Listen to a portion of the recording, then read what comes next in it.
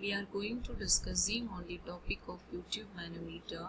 In the previous video, we have seen the YouTube manometer principle, working and the construction. And here it's a part 2. Here we are going to see about the derivation part of YouTube manometer. So the YouTube manometer, we have two things, P1 as well as P2.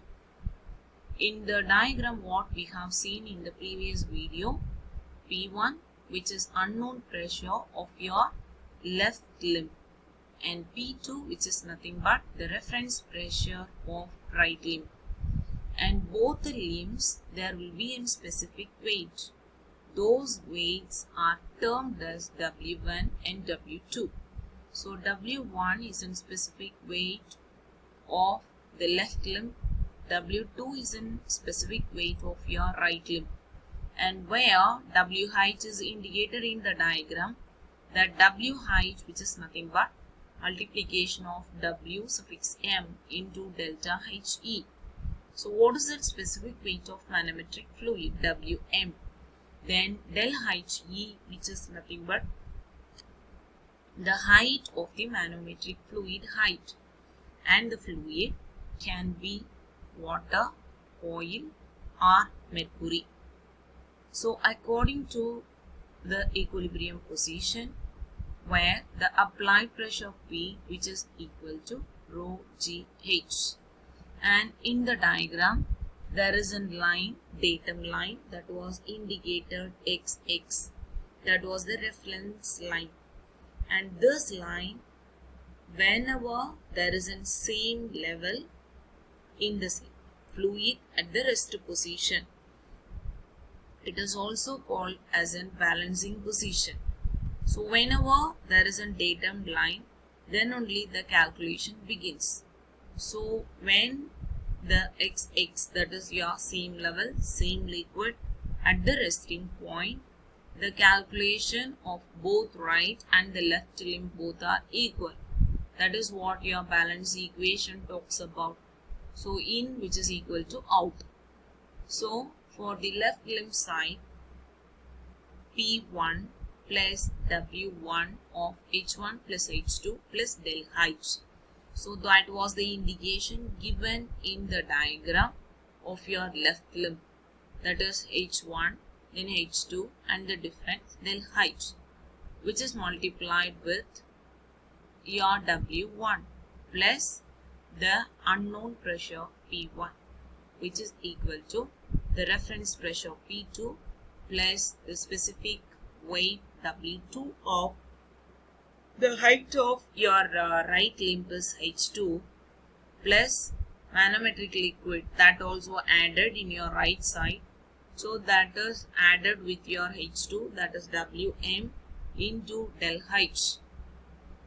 So when you are equating both the equation, after multiplication you will have P1 plus W1 H1 plus W1 H2 plus W1 del H, which is equal to P2 plus W2 H2 plus W2 Wm into del H. So when P2 is bringing on that side, it will become P1 minus P2, which is equal to minus W1 of H1 plus H2 plus delta H plus W2 H2 plus Wm into del H. So from this expression, what we are going to do is, just we are for cancelling the thing, just we are going to divide both right hand side and the left hand side by the term Wm into del H. So your equation has become P1 minus P2 divided by Wm del H, which is equal to the first term that will get cancelled, so we'll have 1 plus W2H2 divided by Wm into del H minus W1 by Wm. Inside the bracket you have the term W1 plus H1 plus H2 by del H plus del H by del H will give you the value is 1.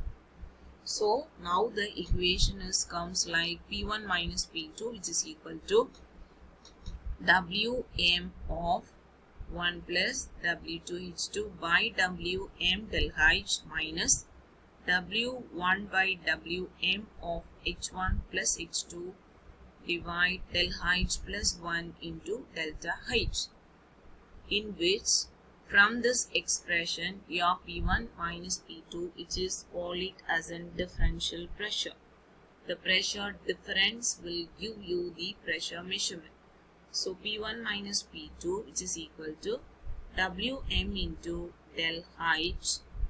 Del H is the pressure difference into your CH.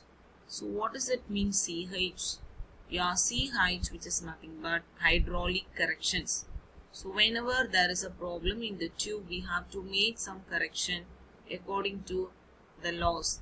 So the hydraulic correction, what we are going to do is just we are substituting the term W1, which is equal to W2. So your equation is become 1 plus, instead of W2 I am just substituting W1. So W1H2 by Wm del H minus W1 by Wm H1 by del H, then plus minus W1H2 by Wm del H, then W1 by Wm. You will get like this.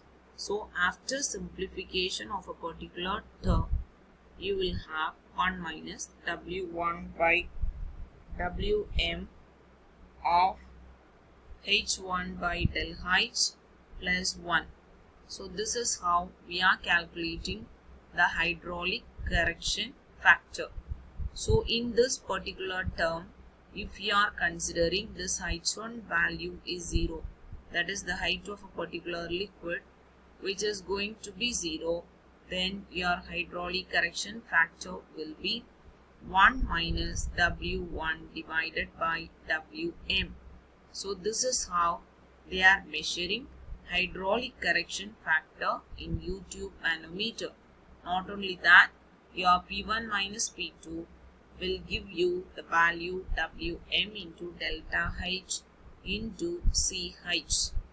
So P1 is an unknown, P2 is a known, Wm, which is nothing but the specific weight of manometric fluid, del H is the difference of your height, then difference of height, that is H2 minus H1, then CH, which is nothing but hydraulic correction factor. So this is how the pressure measurement is done through U-tube manometer. I think you got the point. So this is what the derivation part 2, and the previous portion is your part 1. Okay, so this is how the U-tube manometer is working for the measurement of low pressure. So the next one is about vacuum pressure measurement. For vacuum pressure measurement, we have two devices. One is like manometer, the another one is called thermal conductivity. So these two are the devices which are going to measure a very low pressure, that is nothing but your vacuum pressure. That is what your manometer works. Okay, thank you.